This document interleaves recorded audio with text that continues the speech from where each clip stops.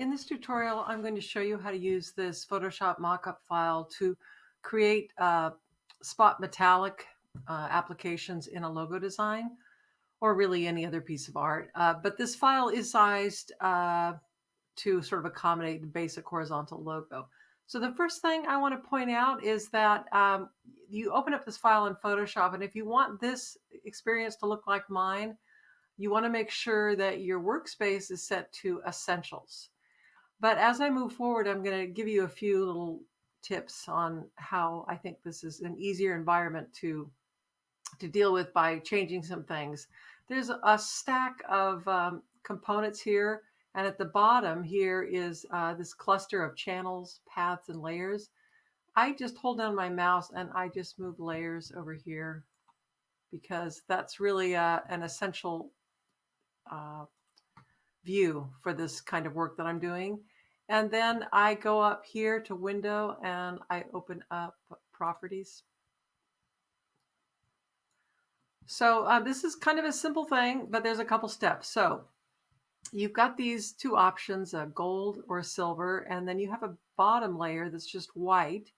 And then above that, I can turn that off. You won't see it yet, but there's an adjustment layer to change the color of this background. So here's how this works. Let's say you have a logo and you've done your logo in Illustrator. You're going to go to Illustrator and you're going to open up that logo, which I happen to have right here. Okay, so here's my basic logo. And it's important that you start out with a black and white logo. No gradients, no tints or tones, black and white.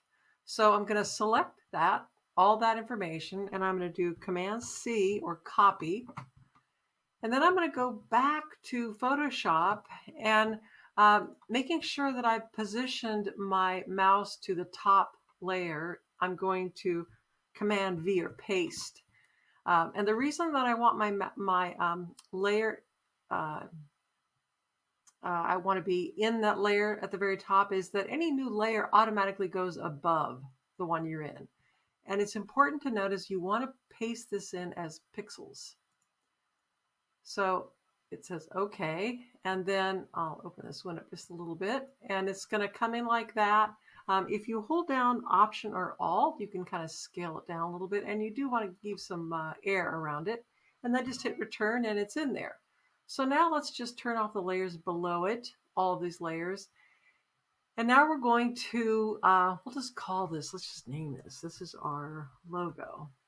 And now we have this in our file.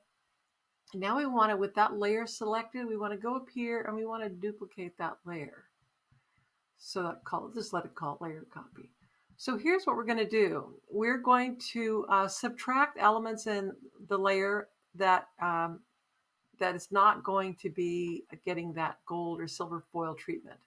So since we have duplicate layers, let's just hide the first layer and let's get it here. And I'm just going to hold down my mouse when I'm in the rectangle tool. I'm going to hold down my mouse and I'm just going to drag and select that area and delete. And then I'm going to go hide that and wake up the next layer. And now I'm going to get rid of the logo mark, okay? So check this out. I've got two layers. One just has the logo mark, and the other logo just has the name. So now I'm going to start with how do I create a version of this that looks like gold foil or silver foil. I'm going to get over here to my magic wand tool, and I have up here, I've got the default, I believe, is just 20 tolerance, anti-alias, contiguous. This should all be a default setting. You select here, whoops, you've got to be in that layer. That's a good mistake to show you because it's easy to do. You want to actively be in that layer, and then with your magic wand tool, you want to click that. Now, here's the thing. This design happens to be all connected, so when I ask it to select the black, it selected everything. But what you want to do, just to make sure you're selecting all the black informations in this layer, is you want to go up here to Select, and you want to go to Select Similar. It's just important because you want to be able to have everything selected, because the next thing you're going to do is you're going to go down here in the layers window, and you're going to say add a layer mask. So now it's created a layer mask, and so it's masked out everything but the areas that you had selected. So you think, so what? Well, now look what happens if I wake up the gold layer, and then I just take my mouse and I drag that mask down so that it's in this layer. Boom, now it's gold. So now you don't need to have that layer awake because we've applied gold to the mask we created from that layer. Now let's wake up this layer here, and let's do the same thing.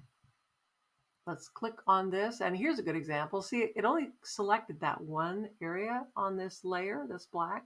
So I go up here, select similar, boom. And now that all those areas are selected, the marching ants are happily dancing around. I'm going to go down here and say make a mask.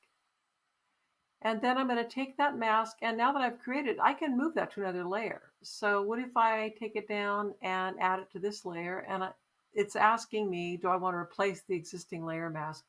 Anytime, pro tip, anytime you add an adjustment layer, it automatically comes with a mask that you can or that you can use or not.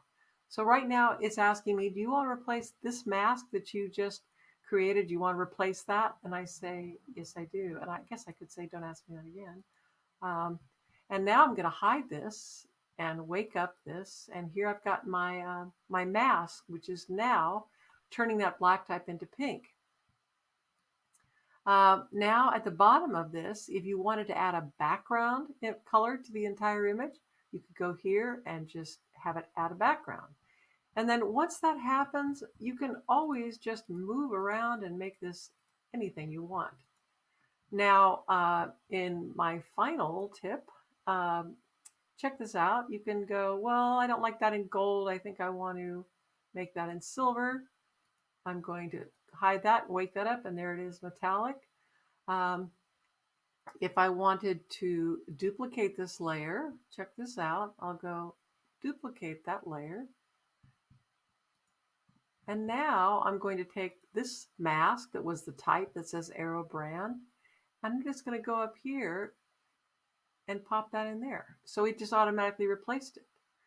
So this is just a fun file for you to explore how your design would look with a gold or silver metallic applied to all or part of your design.